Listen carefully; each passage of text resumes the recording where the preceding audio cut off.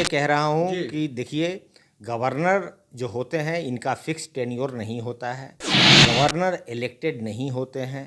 राष्ट्रपति इलेक्टेड होते हैं। भारत स्वतंत्र भारत है, रिपब्लिक कहा जाता है क्योंकि ये elected head of the state elected है। नमस्कार, आप देख रहे हैं लाइव सिटीज। मैं हूं आपके साथ सौरभ राज। जिस मुद्दे पे विपक्ष एकजुट नजर आ रही थी, उसी मुद्दे पे विपक्ष फंसती हुई नजर आ रही है। मेरे साथ आरजेडी के राष्ट्रीय प्रवक्ता सुबोध मेहता है, इनसे बात करेंगे। अब आप लोग तो फंसते नजर आ रहे हैं, बीजेपी घेर ली है आप लोगों को। किस बात के लिए घेर लिए? जिस पार्लियामेंट को लेकर के आप लोग विरोध दिखा रहे थे, आप लोग बॉयकॉट कर रहे हैं, उसी मुद्दे पे बीजेपी सबूत के आधार पे आप लोगों को घेर दी। क्या सबूत है उनके पास? किस सबूत की आप बात कर रहे हैं? पहले ये तो हमें बताएं। नहीं, जिस तरीके से आप लोग कहें कि महामहिम को नहीं बुलाया गया, तो बिहार विधानसभा में पहुंच गए, पूरा थल बल के साथ बीजेपी वाले पहुंच गए, वहां दिखा रहे हैं सबूत। देखिए सौरभ जी, अब बात निकल कर आई आपके जी। द्वारा। ये जो है इनकी समझ बौनी है। ना ये संविधान को समझ पा रहे हैं और ना ही ये विचारधारा को समझ पा रहे हैं कि संविधान किस विचारधारा से चल रही है।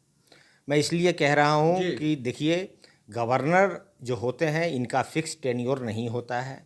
गवर्नर इलेक्टेड नहीं होते हैं। राष्ट्रपति इलेक्टेड होते हैं। भारत गणतंत्र भारत है, रिपब्लिक कहा जाता है क्योंकि ये elected head of the state elected है। आर्टिकल 75 देखिएगा आप, जी। तो प्रेसिडेंट होते हैं, वो कॉन्स्टिट्यूएंट पार्ट हैं पार्लियामेंट के। और आर्टिकल 79 देखिएगा तो कहा गया है कि पार्लियामेंट का मतलब होता है राष्ट्रपति, राज्यसभा और लोकसभा।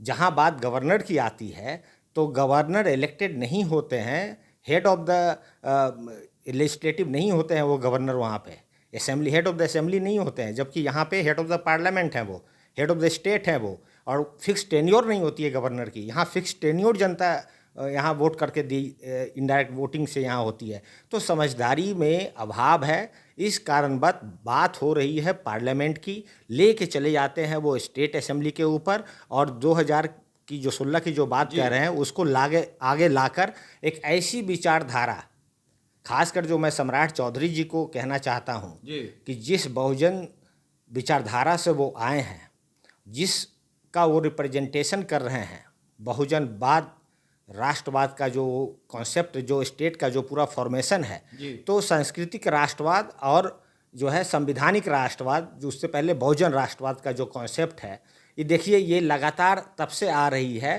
प्राचीन काल से, जब बृहद्रथ मौर्य की हत्या कर दी गई पुष्यमित्र के द्वारा। और उससे पहले अशोक के समय जब बुद्धिज्म फैल रहा था, तो उसको रोकने के लिए महर्षि मनु ने मनुस्मृति लिखा। और उस मनुस्मृति की कुछ बातों को लेकर जो है लगातार तब से आज तक ये सिलसिला जारी है। तो सांस्कृतिक राष्ट्रवाद और बहुजन राष्ट्रवाद में कन्फ्लिक्ट आज का नहीं, पुराना कन्फ्लिक्ट है, प्राचीन कन्फ्लिक्ट है। और इसमें जो है बृहद्रथ मौर्य की हत्या हो गई, गुरु गोविंद सिंह जी की हत्या हो गई। और बाद में जब देश आज़ादी के कगार पे था तो सावरकर जी ने इस मुद्दे को लेके आगे बढ़े, और सावरकर सांस्कृतिक राष्ट्रवाद के मुद्दे को लेके आगे बढ़े। और उसके बाद फिर देखिए इस्लामिक राष्ट्रवाद हुआ, तो देश विखंडित हुआ। जिस तरीके का ये लड़ाई चल रही है आज के दिन में, लगातार जो है बीजेपी वाले अमृतकाल महोत्सव के नाम पर ये जो है सांस्कृतिक राष्ट्रवाद के वर्चस्ववादी नीति के तहत जो है नरेंद्र मोदी जी की सरकार काम कर रही है। और इसमें सबसे ज़्यादा जो छलावा मिल रहा है जिनको, वो बहुजन लोगों को छलावा मिल रहा है। बहुजन का से कहने का मतलब सिर्फ एक जाति मैं नहीं कह रहा हूँ, ये हमारा तासीर है इस देश का, बहुजन हिताय बहुजन सुखाय। उसी के नाम पर जो है हमारा संविधान जो है, उन्हीं मूल्यों से लबरेज होकर हमारा संविधान, हमारे संविधान के निर्माताओं ने जो है अंकित किया है। उन्हीं बातों को लेकर पार्लियामेंट जाना जाता है। मैं लगातार प्राचीन बात इसलिए ला रहा हूँ यहाँ पर कि देखिए अशोक स्तंभ और चक्र जो भारत का प्रतीक है, स्वतंत्र और गणतंत्र भारत का जो प्रतीक है, संविधान का प्रतीक है, इसमें 24 स्कोप है। 24 स्कोप में जो है करुणा, प्यार, समानता, अधिकार की बात कही गई है, न्याय की बात कही गई है। इन्हीं मुद्दों से और इन्हीं मूल्यों से लबरेज होकर संविधान में अंकित किया हुआ है। अशोक स्तंभ हटाने की बात थोड़ी न रही है। नहीं, अशोक स्तंभ हटाने की बात नहीं हो रही है, लेकिन जिस तरीके से ये अशोक के मूल्यों पे संविधान के प्रतीक है, जैसा कि मैंने आपको बोला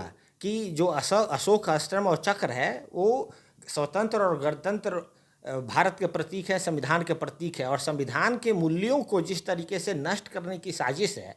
और देखिए ये उद्घाटन भी कब कर रहे हैं, जब सावरकर जी का जिस दिन जन्मदिन है उस दिन ये जो है आहिस्ता से लाके इसको उद्घाटन करना चाहते हैं।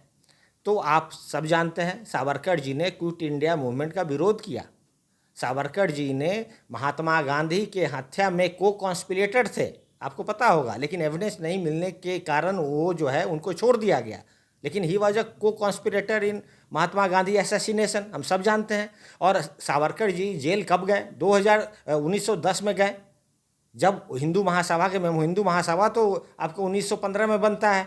तो उससे पहले जब सावरकर जी जो रेवोल्यूशनरी ग्रुप लीड कर रहे थे और जब वहाँ से निकलते हैं महासभा बनने के बाद, वो पूरा बदले हुए हैं। लेकिन बीजेपी का कहना है कि जो नई पार्लियामेंट बनी है जिसका उद्घाटन होने वाला है वो देश के हित में है और वहाँ पे लोकतंत्र के हित में है, लेकिन आप लोग इस लोकतंत्र का भी विरोध कर रहे हैं। देखिए अभी मैंने आपको लगातार मैं कह रहा हूँ कि बिल्डिंग बना देने से जी लोकतंत्र की रक्षा नहीं होती है।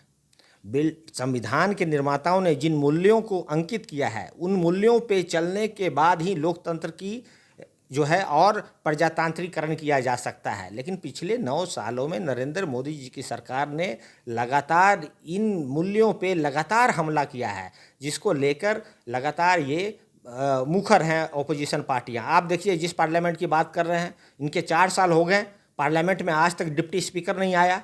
क्यों नहीं आया डिप्टी स्पीकर? आज तक के इतिहास में आज तक कभी ऐसा नहीं हुआ। और किसी मूल्य की ये बात कर रहे हैं, लगातार पार्लियामेंट में डिबेट डिस्कशन और फिर कानून बनती है, लॉ बनता है वहाँ पे, लेकिन ये डिबेट डिस्कशन ही बंद कर दिया इन्होंने। आपको सब पता है कि लगातार हम लोग इस बातों को लेकर चल रहे हैं। वेलफेयर स्ट्रक्चर की बात की गई है कि वहाँ पे जो है राज्य जो है कल्याणकारी राज्य होगा, लेकिन किस तरीके से प्राइवेट के हाथों में पूरे देश के संसाधनों को बेचा जा रहा है, लगातार हम लोग मुखर हैं। आप लोग नए पार्लियामेंट का विरोध करते रहिएगा। देखिए पार्लियामेंट का विरोध हम लोग लगातार जिस बात को कह रहे हैं उसको आप ध्यान से देखिए। हम लोग विस्टा प्रोजेक्ट का लगातार विरोध किया। हम लोगों ने विस्टा प्रोजेक्ट का लगातार विरोध इसलिए किया, पार्लियामेंट तो मात्र जो है 1000 करोड़ से भी कम है उसका जो लागत है, लेकिन विस्टा का लागत 20,000 करोड़ है।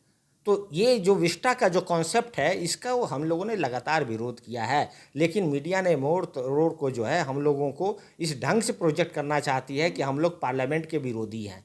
पार्लियामेंट के मूल्यों को विरोधी अगर कोई है तो नरेंद्र मोदी जी की सरकार है। सांस्कृतिक राष्ट्रवाद को लगातार फैलाने के लिए, वर्चस्ववाद नीति को करने के लिए मेजॉरिटी रूल से जो है एकदम नष्ट कर देना चाहती है ओपोजिशन को। ये देश कॉन्सेंसुअल डेमोक्रेसी होता है, यहाँ मेजोरिटेरियन रूल की बात यहाँ नहीं है। यहाँ पे जो लोग वोट नहीं किया है उनकी भी उतनी ही राइट है बोलने की, लेकिन जो बोलता है नरेंद्र मोदी जी के खिलाफ, उनकी पॉलिसी के खिलाफ, लगातार उसको टारगेट एंड टारनिश करके या तो जेल भेजा जा रहा है या फिर उसके लगातार FIR किया जा रहा है। चलिए शुक्रिया sir, thank you. Thank you.